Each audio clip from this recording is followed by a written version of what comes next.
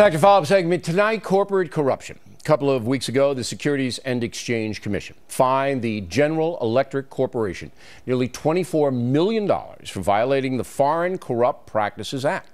Story got a little attention, but it's big, and it involves Saddam Hussein's Oil for Food program. So once again, GE CEO Jeffrey Immelt finds himself in a very unpleasant situation. With us now, Dr. Tom Borelli, who works for the National Center for Public Policy Research, and from Washington, Dr. Niles Gardner, a fellow at the Heritage Foundation, both the conservative groups. Okay, now, begin with you. What exactly did GE do?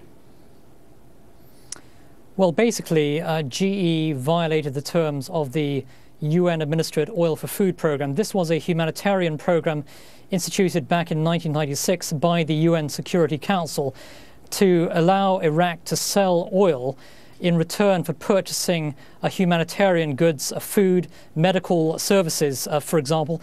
A humanitarian program aimed at helping the Iraqi people. Unfortunately, this program was monumentally abused by the Iraqi government. Saddam Hussein himself was personally enriched through this program. Over 2,000 international companies paid kickbacks to the Iraqi regime in order to secure these humanitarian contracts. This, of course, included two subsidiaries of GE, in addition to two further subsidiaries who were subsequently bought by GE. So this whole episode, frankly, is the biggest financial scandal of modern times, the Oil for Food scandal. And the fact that GE, a huge American company, a household name, was involved in this scandal is hugely shameful for GE, and I think a tremendous embarrassment for the corporation. All right. Now, Dr. Borelli, most people don't know the story. It received very little attention in the press. And as Niall pointed out, 2,000 companies were implicated in bribing Saddam and his thug generals, which is how they kept power. They had the money, they could buy the secret police and all of this business. So are we unfairly picking on GE?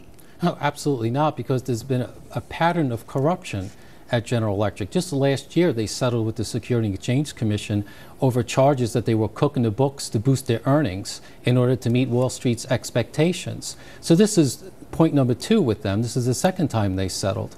And right now, the SEC is beginning to look at whether or not Immelt misled investors during the Wall Street meltdown, because Immelt was asking, apparently, Hank Paulson for help. At the same time, GE was reassuring investors they were having no problems getting short-term loans. So there's a pattern here that I think as Americans, whether you're shareholders or not, we all have to be concerned with. All right. Now, Niall, when you have a company, a blue chip like GE, and you have this kind of publicity that comes out, they were able to tamp it down. I mean, GE was able to tamp this whole thing down.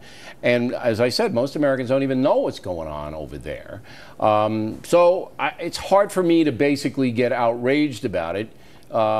Is it important in the long run? Because not all companies, but many, many American corporations do these kinds of things. Well, I think it's a hugely important story here, because GE basically cut deals, or the subsidiaries cut deals with the Iraqi regime, which helped keep Saddam Hussein in power, one of the most brutal regimes of our times, a regime which killed hundreds of thousands of Iraqi people. And through these cutbacks, Saddam Hussein was able to create a slush fund through which he could buy weapons, for example. He had secret accounts in Geneva, Syria, Jordan. Some of this money may have been used, actually, by the insurgency. So U.S. lives could have been lost as a direct result of these kinds of deals up a guy cut who, with the Iraqi the United regime. States, obviously went to war with. Final question, Dr. Borelli. Jeffrey Immelt seems to be a Teflon guy.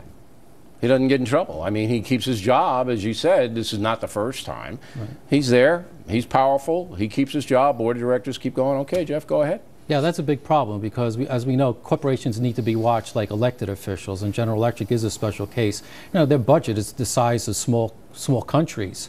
But I think this is why we really have to be concerned, because corruption, alleged corruption like this, really can harm the country and all shareholders in this world of too big to fail. Yeah, GE is very close to the Obama administration. Oh, absolutely. They've been carrying this water for a long time. The network, they promote all of his... NBC promotes President Obama. So he's, I think Immelt is strong now as he's ever been. Well, that's why we the people have to stand up and really demand a regime change at General Electric. I don't think that's going to happen. Well, the stock price has been in a dumper for it. So and that's they cut the dividend, and what else do you need to know? They're still down.